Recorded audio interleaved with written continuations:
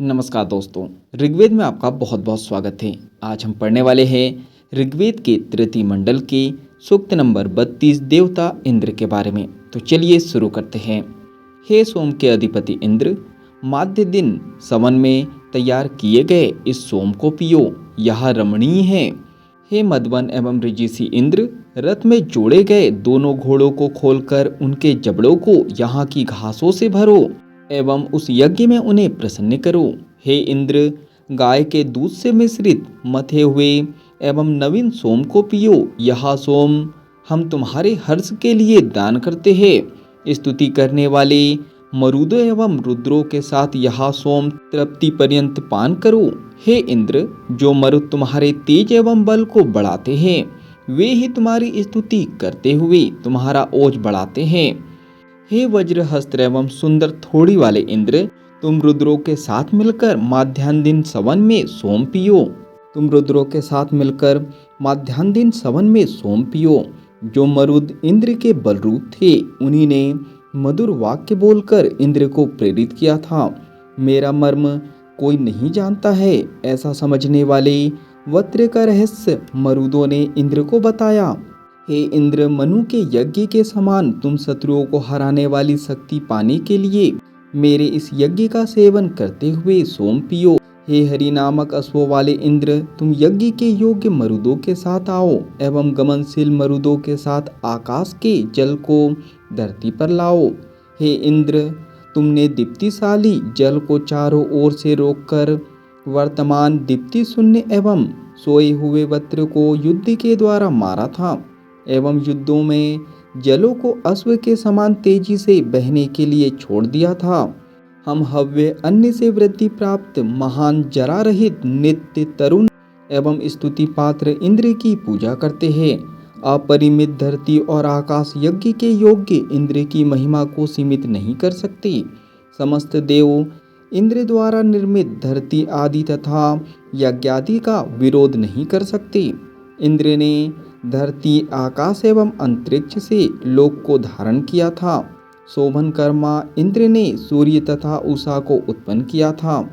हे रुद्र रहित इंद्र, तुम्हारी महिमा वास्तविक है, क्योंकि तुमने उत्पन्न होते ही सोमपान किया था। तुझ बलवान के तेज का वारण स्वर्ग, दिन, मास एवं वर्ष भी नहीं कर सकते। हे इंद्र, तुमने जन्म लेने के पश्चात उत्तम स्थान में स्थित होकर आनंद के लिए सोम पिया था। जब तुम धरती और आकाश में प्रविष्ट हुए थे, उसी समय पुरातन बनकर कर्मों के विधाता बने थे। हे धरती आदि को जन्म देने वाले इंद्र, तुमने अत्यंत विशाल बनकर जल को घेर कर सोए हुए एवं स्वयं को बलवान समझने वाले अहि राक्षस को मारा था। जब तुम अपनी बगल में धरती को दबा लेते हो, उस समय स्वर्ग तुम्हारी महिमा को नहीं जान पाता।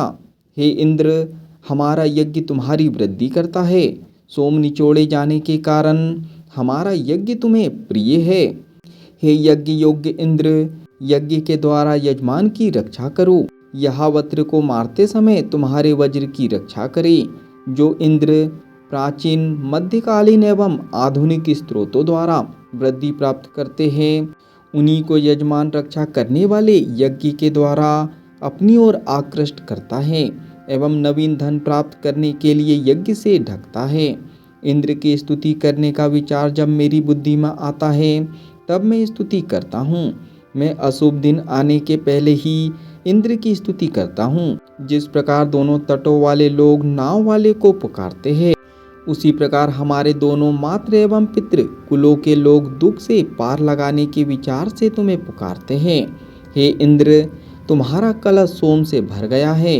तुम्हारे सोम रस पीने के लिए स्वाहा शब्द का उच्चारण भी हो चुका है। जैसे पानी भरने वाला पानी भरते हुए पात्र से दूसरे पात्र में जल डालता है, उसी प्रकार मैं तुम्हारे पीने के लिए कलश में सोम भरता हूँ।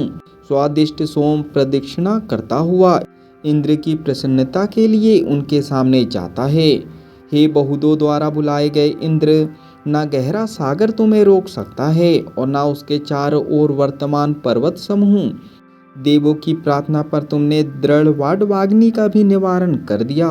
धन प्राप्ति वाले संग्राम में उत्साहपूर्ण, धनवान, सकल विश्व के नेता, स्तुतियाँ सुनने वाले, शत्रुओं के लिए भयंकर, युद्ध में राक्षस विनाशकारी एवं शत्रुओं के धन के विजेता इंद्र को हम रक्षा के लिए बुलाते हैं। ये सूक्त यहीं पर समाप्त होता है। जब तक के लिए आप चैनल को सब्सक्राइब कर सकते हो, बेल आइकन को दबा सकते हो ताकि आने वाला सूक्त आपसे मिस ना हो सके। तो बाकी हम लोग मिलेंगे अगले सूक्त में। जब तक के लिए धन्यवाद।